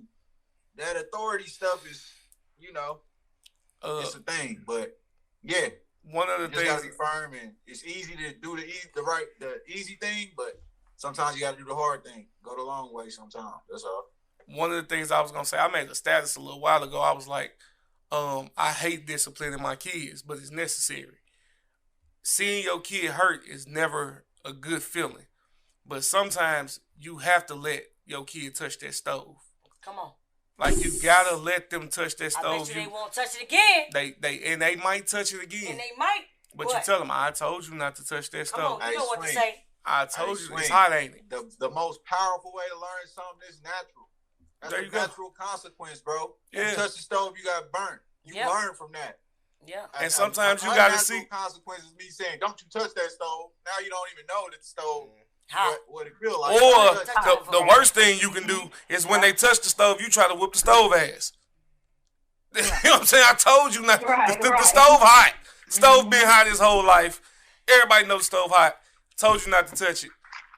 But you burnt yourself, so now I'm mad at the stove. The stove's gonna be a stove, dog. Like, we seen kids punch the wall, break their hand. Told you. Oh, many times. We've seen kids pissing shit in their room, and what happened? They gotta clean their own shit up. Yeah, that's you, dog. You did that.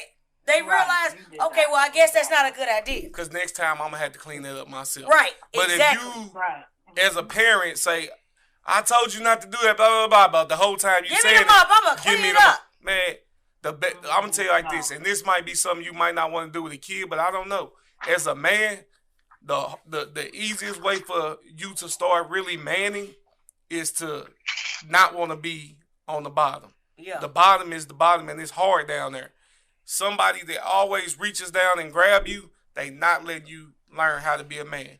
Now, I'm not just saying just give them away to the world, but you got to let them touch it a little bit. You got to let the world touch them and let them see this is what the world is going to do to you if you don't listen to me. I want Nick, tell me about growing up with your parents. Rest in peace to your parents. Tell me about how you didn't deal with juvenile system, right? No.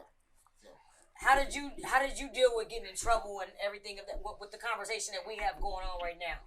I love that you're here listening to this because you're an advocate for the youth and just everything that you got going on. Yeah. What's your experience in dealing with those situations and everything? What you was going through and everything? I think for the most part, my mother was way more hands-on as far as like the nurture, but my dad let me fuck up.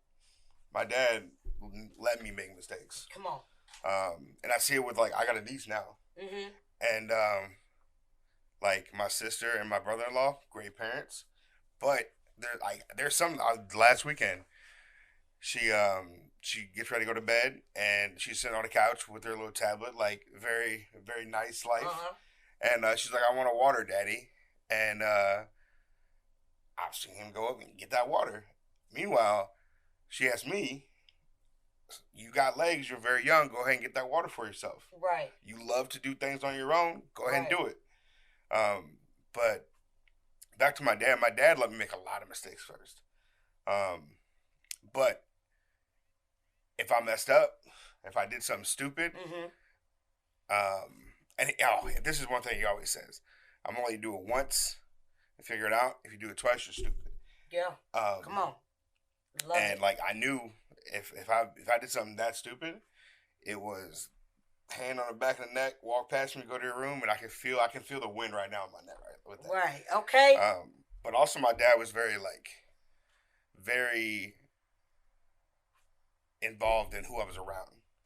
There were kids that I couldn't see it, but he could see it, and he'd be like, Ryan Simpson, no more, can't hang out with him. I didn't know. I just thought he was a cool kid, a cool kid. Yeah. He was a friend. He was a homie. But where is Ryan Simpson now? Not in the best situation. Right. And it didn't take long after he told me not to hang out with that kid. For that trouble to come. For that trouble to come. And every single kid, he was right about. Every single kid, yeah. So, I don't know. I applaud your father for that. You know how hard it probably was for him to do that. That's a tough situation. Oh, yeah. Absolutely. And I'm not saying I was involved in any kind of juvenile system at all, but my dad was my baseball coach all my life. There was constantly kids that did not look like me staying in our house every summer. Just baseball kids, whether you were any ethnicity, any religion, whatever. We always had people, me and my sister, that did not look like us. Diversity. In our house. Or we would go over to other people's house and see how other people live. And this is not just not black folks. This is Indian folks. This is everything. Just being exposed to the way other people live their lives, that was super important. And that's why I think I just have a general respect for anybody. Because you were taught that. Your dad did absolutely. That. Yeah, my dad was a G. He was a good one. Black male. Right there. Yeah. Good guy. That's dope. Dope, man. And that's what I realized about. I ain't trying to change the subject. No, keep going. Go ahead. Relationships in general. When you have relationships with people, everybody come from a different background. Yeah. Man. And you're not gonna change nobody. Come on. I'm just saying, you gotta understand, and you gotta meet people where they're at. Yeah. Yeah. And that's it. And you gotta understand and respect their boundaries, respect their culture, respect all that, and just respect them as people. That's if we want to keep it here, we could say you're from Kansas City and we're all from St. Louis. We could say I went to a county school, he went to a county school, but he went to Riverview, and I went to Eureka. But we sitting at the same table right now with some of the same circumstances, but not the same. But we can relate in so many different aspects. But there's a mutual respect in all of them. You know what I'm saying? I was growing up in the Blue Myers and on the South Side, so that's different from being in Riverview. Even though I had gunshots ringing and everything else and whatnot, and I had a different lifestyle out there. I was more like, what Swink like to call me a lot of things. Proper, and Swink like to talk bad about me, you know. Swink said I'm a nerd and everything else, you know, he ain't But right. you know what's crazy about that? I was just talking to somebody else about this. A lot of our kids are not being able to be who they really want to be, because even though I may have been doing the stuff I was doing, when I got older, I looked back and I was like, damn, I really kind of wish that I hung with them. I wish I was with, like I told one of my homeboys, shout out to my homeboy Arlen, I told him a long time ago, I wanted to hang with y'all. And he was like, shit, we wanted to do what y'all was doing. I was like, nah, I wanted to be with y'all. That shit looked fun. I got tired of being outside for real. Like if you outside, all the cats who've been outside for real, you don't glorify it. It ain't nothing that you want to do. Like that's not a fun thing per se. You know what I'm saying? Yeah. So I might make fun of it, but I'm definitely looking like, damn, I wish my potential would have been tapped the way that some of these other kids were. And that's why I refuse to say, well, I did it. Man, nobody's going to. What's the saying? The OG used to say that came in there? Something about the geese that fly with the geese that with the eagles. Hold on. I'm just saying, you are who you with, man. And so you are the company that you keep. Huh? You are the company that you keep. John Moran. Yeah, he used to say, soar with the That's eagles what's going on and walk with the geese, something like that. But I got friends to this day that are still my homeboys to the end. But I do realize that if I'm not bringing to the table what their mindset right now, which might be money, which might be, flipping property, then they're not going to be around me that much. You know what I'm saying? They're just going to be. But when we link up, it's cool. Yeah. But that's because you got to understand where people at. It don't mean you not. You're not there with them. There's a time. There's a time and place and everything. So that's man. Woo! We got some episodes to go. I was gonna ask, how can juvenile education programs be improved? And I feel like everything that we talked about summed up in that. Just bringing what we talking about to the table.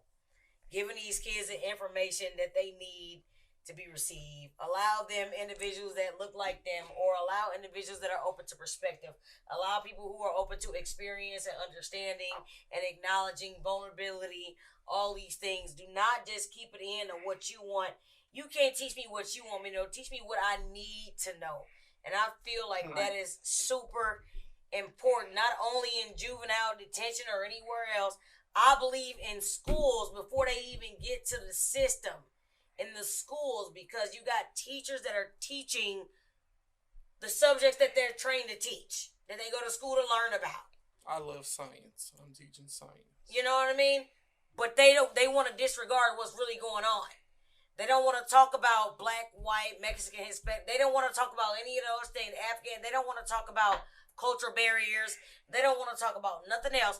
But when they don't want to talk about it, they still have their own implicit biases as well. So they're going to judge you how they...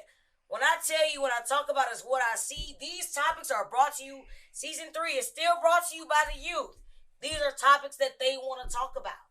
So these teachers don't understand it. These kids see it. But I came in and I asked them, and they opened up and talked to me and told me what they... Some of them didn't write their name down. They would like to be anonymous. Some of them wrote their name on it and told their story to me. These episodes are brought to you by the youth. They want to talk about it. We gonna talk about it. So now, a lot of kids who listen, they might know what juvenile detention is about. They will know later on in the season. We'll talk about incarceration and imprisonment.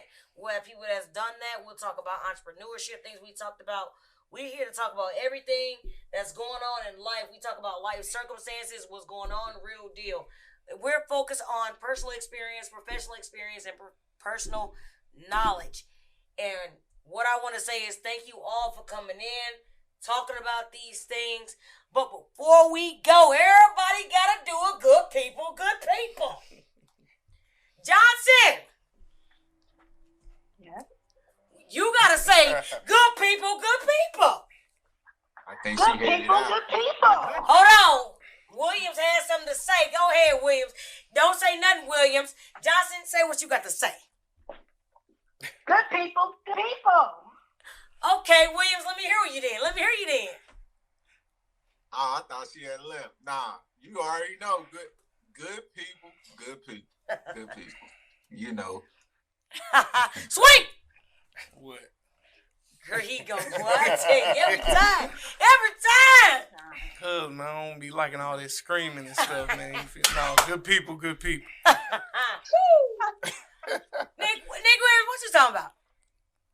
You got to give the people what they want. He's Good people, good. I've been waiting to say this. Good people, good people. Oh my God, I got to do it. Okay. Good people, good people. You got to get them people what they want. Ladies and gentlemen, this is the Juvenile episode, season 3, episode 1, coming in with all my good people. We'll see you for episode 2. Woo! Good people, good people.